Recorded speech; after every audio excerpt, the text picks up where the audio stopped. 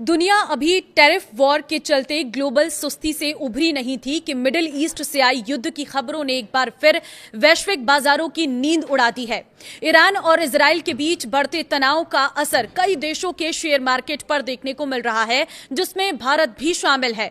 और अगर ये तनाव एक फुल स्केल युद्ध में बदलता है तो भारत के लिए ये किसी बड़े झटके से कम नहीं होगा। हालांकि देश के पास बड़ी मात्रा में विदेशी करेंसी मौजूद है, जिससे अभी परेशान होने की जरूरत नहीं है। आइए समझते हैं इस युद्ध का आपकी जेब, रसोई और पोर्टफोलियो पर क्या असर पड़ सकता है। नमस्कार, मैं हूं आपके साथ ममता तिवारी। आप देख रहे हैं न्यूज 18 का डिजिटल प्लेटफॉर्म।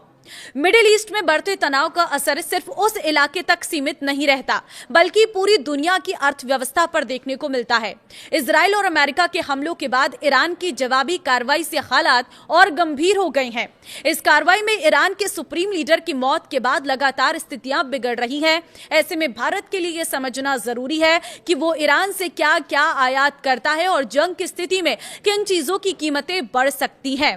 सबसे पहले भारत के लिए ईरान क्यों अहम है वो समझ लीजिए। भारत और ईरान के रिश्ते पुराने हैं।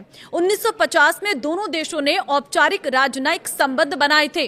1970 के दशक के बाद व्यापारिक रिश्ते और मजबूत हुए। अमेरिकी प्रतिबंधों के बावजूद दोनों देशों ने कई बार वैकल्पिक भुगतान व्यवस्था अपनाई, जिसमें रुपया रियाल तंत्र भी शामिल रहा।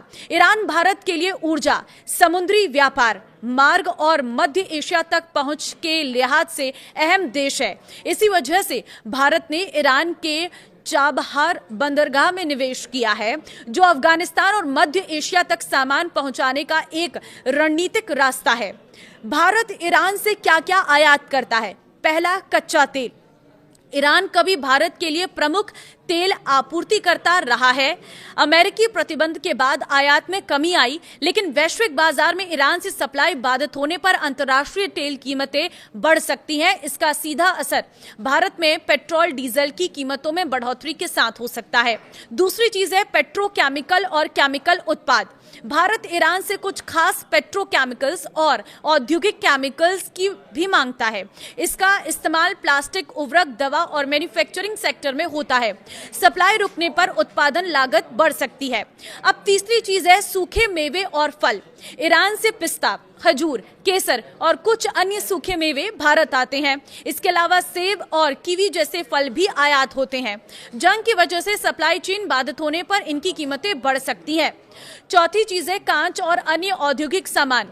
कुछ खास ग्लासवेयर और औद्योगिक उत्पाद भी ईरान से भारत आते हैं। इसका असर सीमित हो सकता है, लेकिन कीमतों में बढ़ोतरी से